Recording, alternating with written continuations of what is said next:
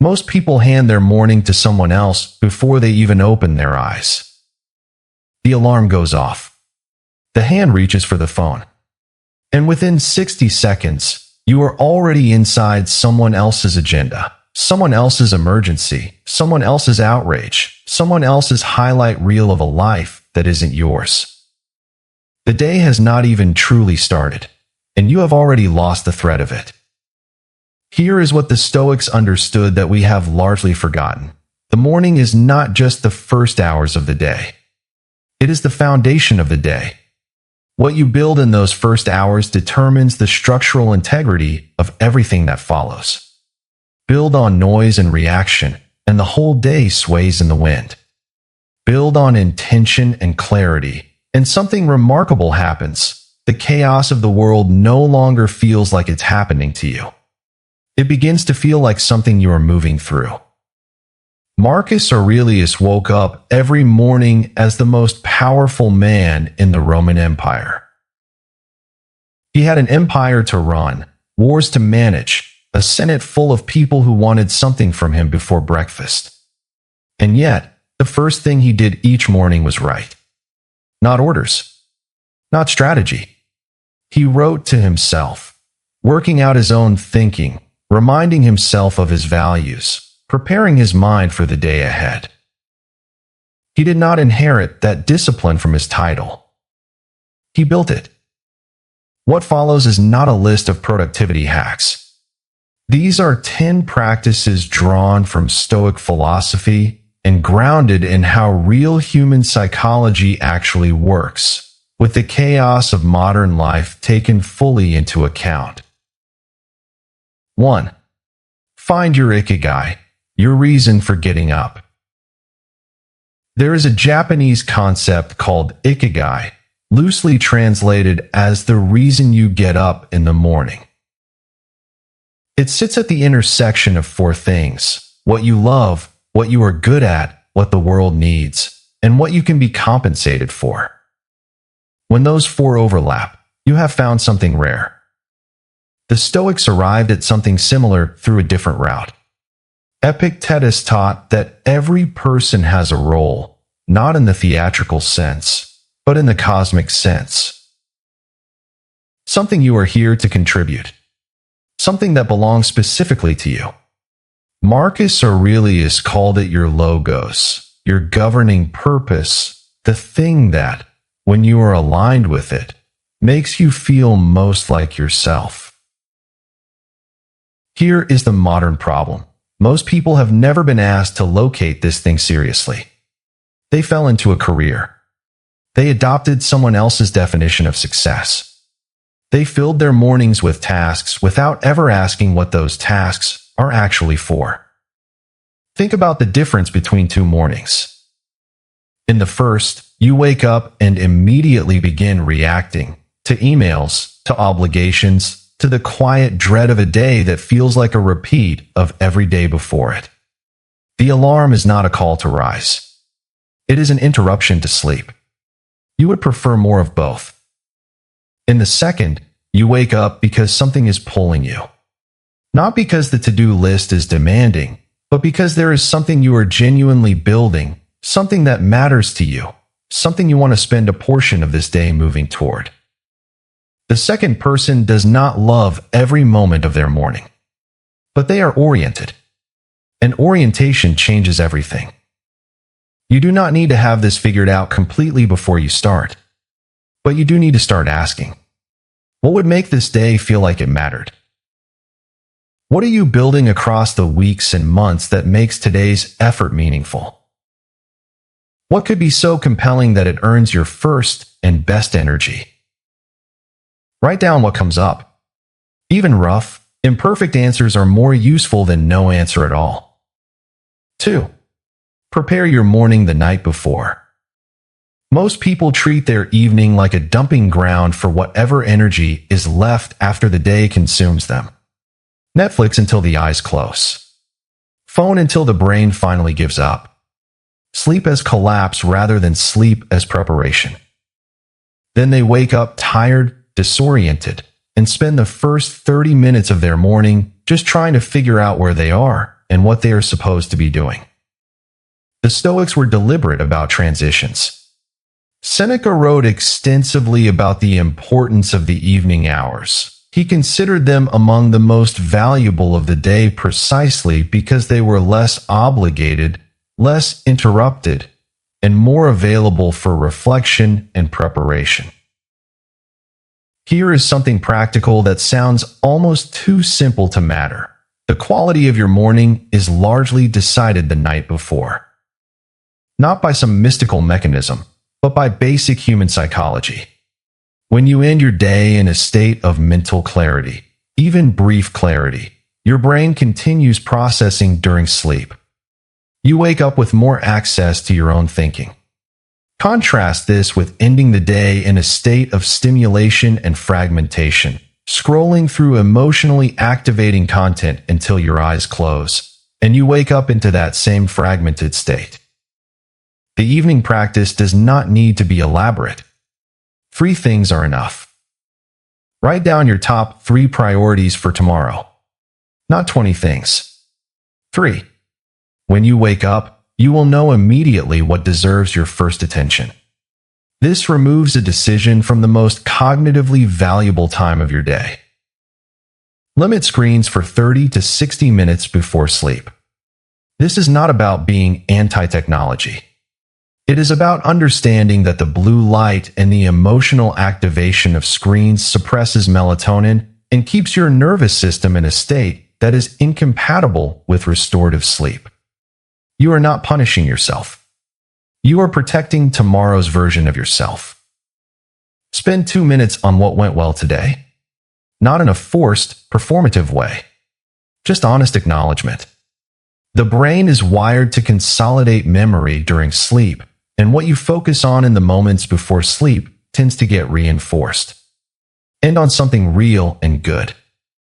Your morning starts tonight. 3. Protect the first hour from the digital world. Let's be precise about what happens when you reach for your phone within minutes of waking. Your nervous system has just completed its overnight recovery cycle. Your prefrontal cortex, the part of the brain responsible for judgment, priorities, and long-term thinking, is not yet fully online. You are, in neuroscience terms, in a suggestible and reactive state. Your brain is primed to absorb whatever enters it. And the first thing that enters it is someone else's emergency. A news headline engineered to trigger outrage. A social media post designed to generate comparison. A notification from someone who wants something from you. You have not yet decided what you want from this day. And already, you are responding to what everyone else wants from it. Marcus Aurelius had no Instagram. But he had what we might recognize as its ancient equivalent, a court full of people with agendas, gossip, politics, crises real and manufactured. His response was to begin each morning in writing and reflection before engaging with any of it.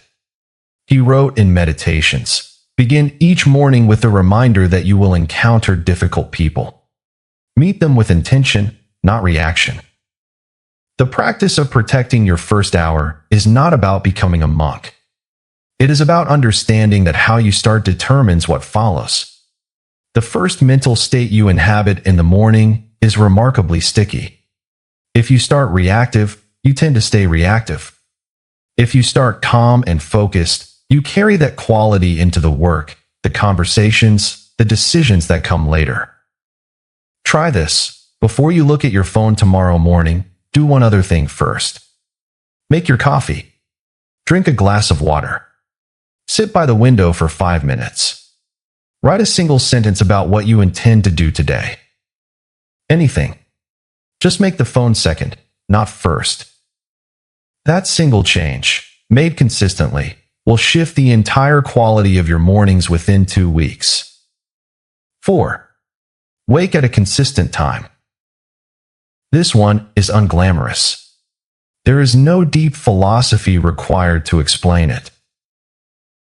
And yet it might be the single most important physical practice in this entire list. Your body runs on a biological clock called the circadian rhythm. It governs your alertness, your mood, your hormone levels, your metabolism, your immune function, and the quality of your sleep. This clock is calibrated primarily by one input: the time you wake up and expose yourself to light.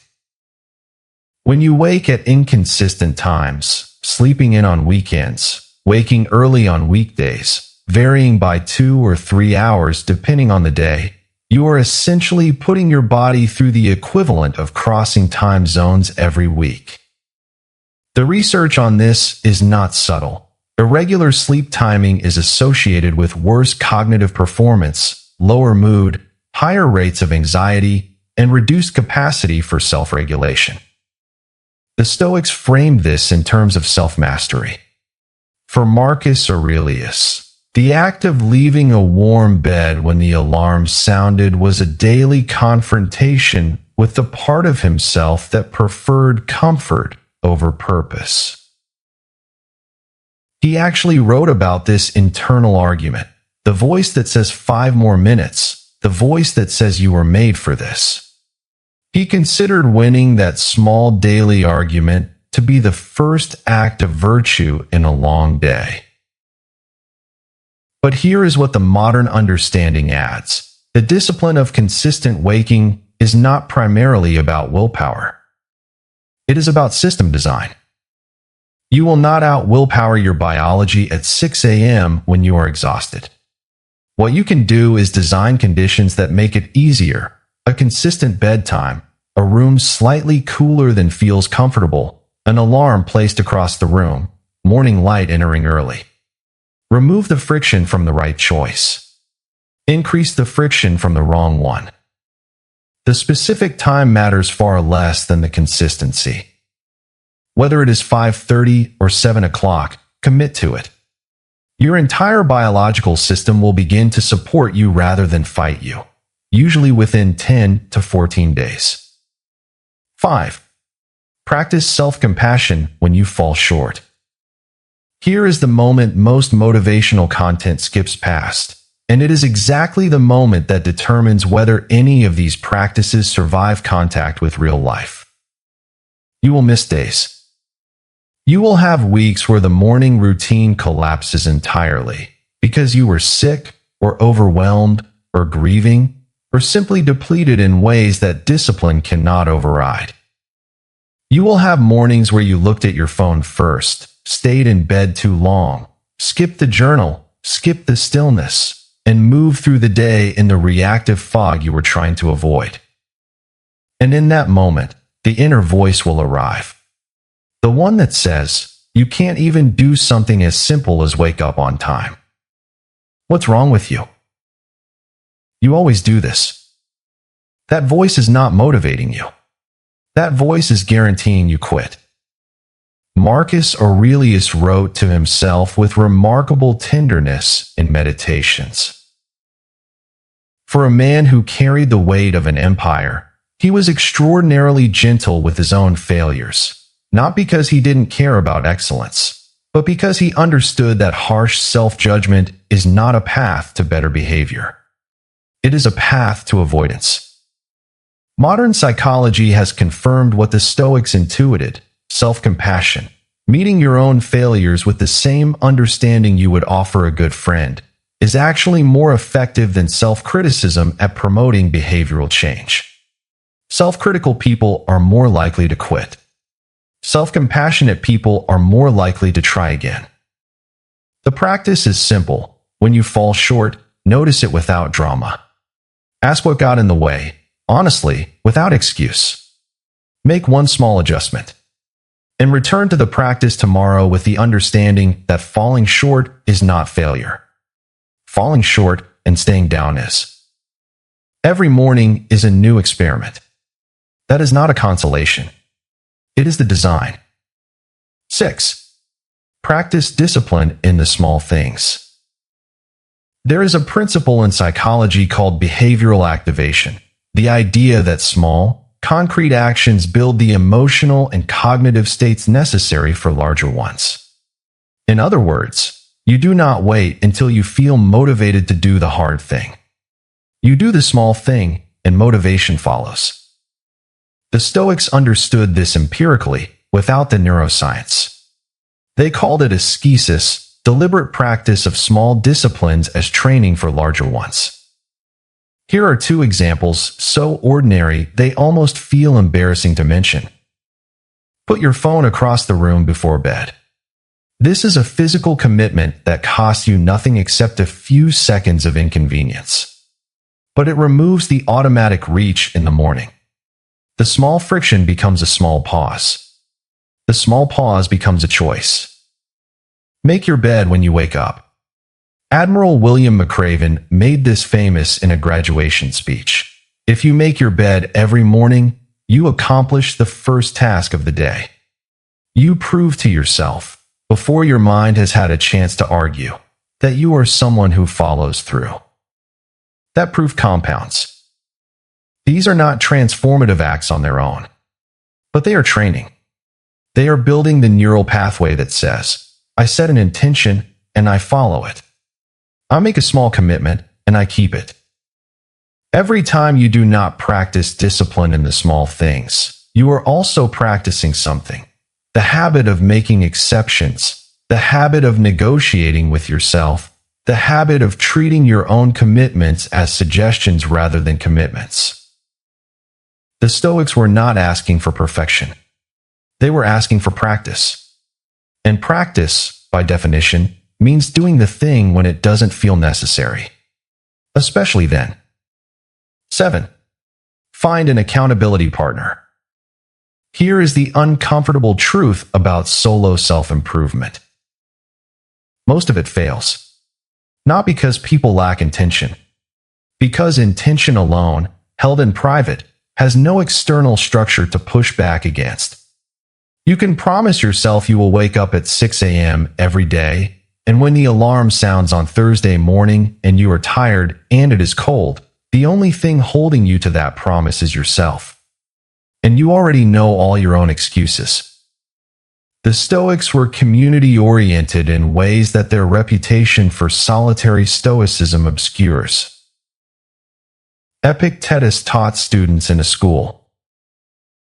Marcus Aurelius wrote about the philosophers and teachers who shaped him, naming them by name in meditations, recording his debts to them. Seneca's most enduring work is a series of letters to a friend, Lucilius.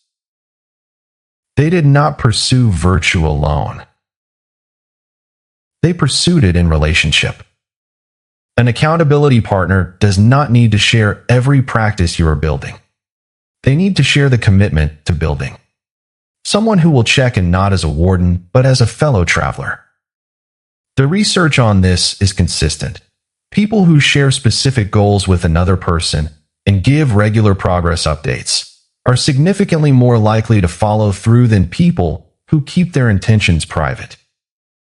A practical structure that works. Once a week, send your accountability partner 3 sentences. What I intended to do. What I actually did. What I am adjusting. That's it. No judgment, no performance. Just honest accounting between two people who are both trying to build something better. You do not have to do this alone. You were not designed to. 8.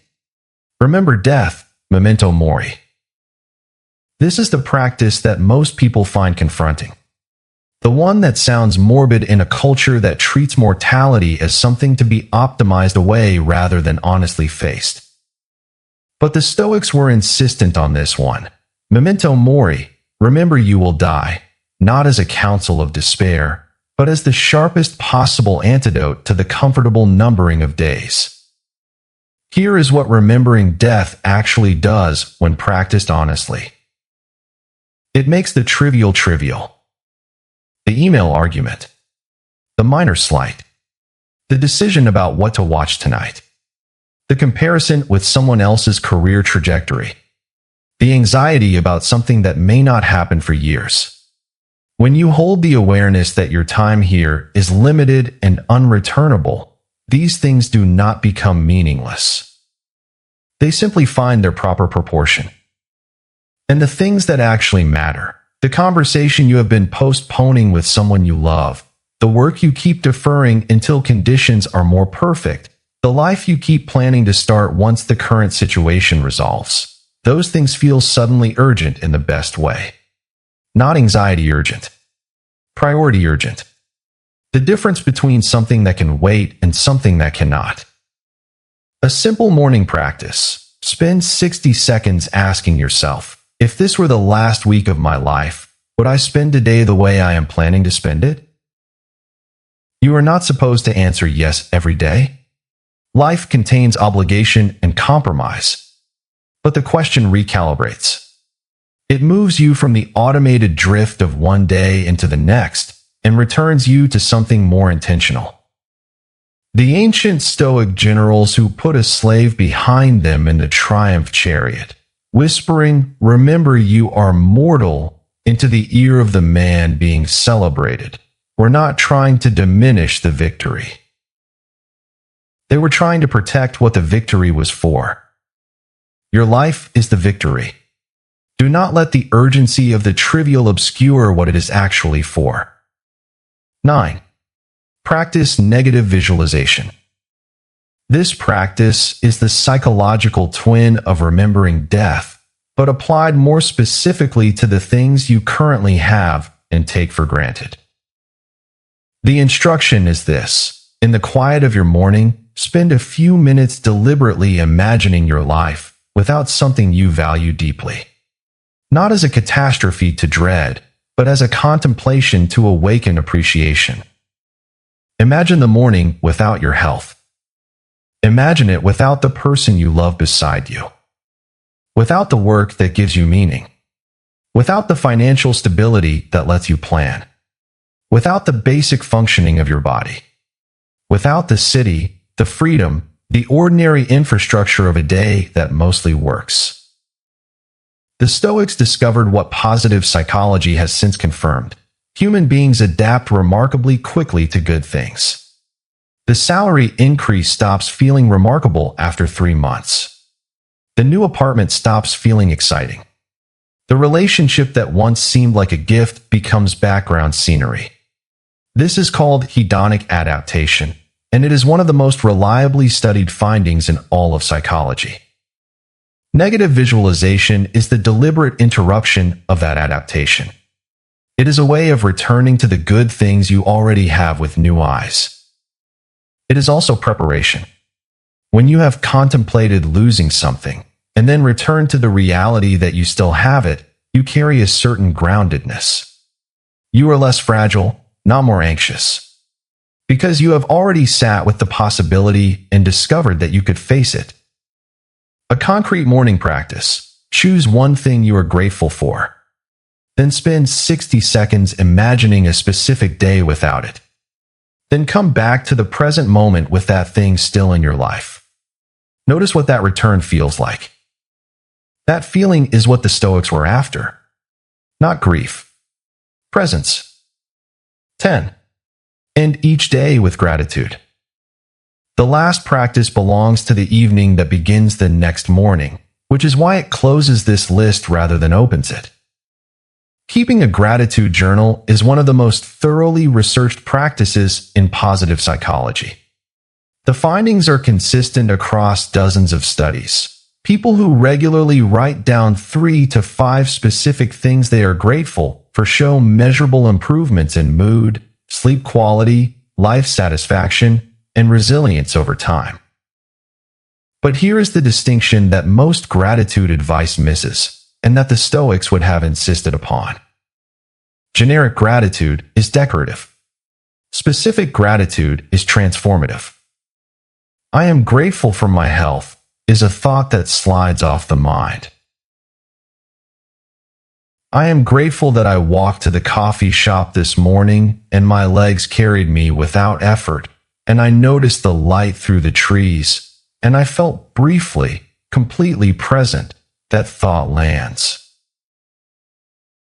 It creates a small deposit in the account of what your life actually contains. The Stoic practice of gratitude was never meant to be a feel-good ritual layered over an otherwise unchanged inner life. It was meant to be a perceptual shift, training the mind to notice abundance rather than automatically scanning for deficiency. The mind left to its own devices is a deficit detection machine. It evolved to find problems, threats, and gaps. That was useful in an environment where the threats were physical and immediate. It is significantly less useful in a modern life where the threats are mostly social and cognitive, and where the actual conditions of your daily existence are, for most people reading this, objectively more comfortable than any human life in history. Gratitude is the practice of overriding that evolutionary deficit bias, of intentionally building the mental habit of noticing what is here rather than scanning for what is missing. Before you sleep tonight, write down 3 specific things from today that were genuinely good. Not aspirationally good. Actually, concretely, presently good. Something someone said to you. Something you tasted or saw. Something you accomplished. Something that surprised you. Something small that would otherwise have passed unnoticed. Do it for 30 days. Not as a test of the philosophy, as an experiment in your own experience. What these 10 things have in common. Read through this list, and you might notice, none of these practices are about making your life easier. None of them promise to eliminate difficulty, remove obstacles, or shortcut the hard work of building something meaningful. What they do instead is change your relationship to everything that happens. They build the internal architecture, the groundedness, the clarity, the resilience that allows you to move through an ordinary day and find it meaningful. To move through a difficult day and find it survivable. To move through a good day and actually feel it rather than let it pass while you are already anxious about tomorrow. Marcus Aurelius did not have better mornings than you because he was an emperor. He had better mornings because he practiced these things, imperfectly, consistently, with genuine attention, across decades of ordinary days. The morning routine is not the goal. The life it builds, one morning at a time, is the goal. Start tomorrow. Not perfectly, just differently than today. Which of these 10 practices are you going to try first? Drop it in the comments. And if you are already practicing one, tell us what it has changed.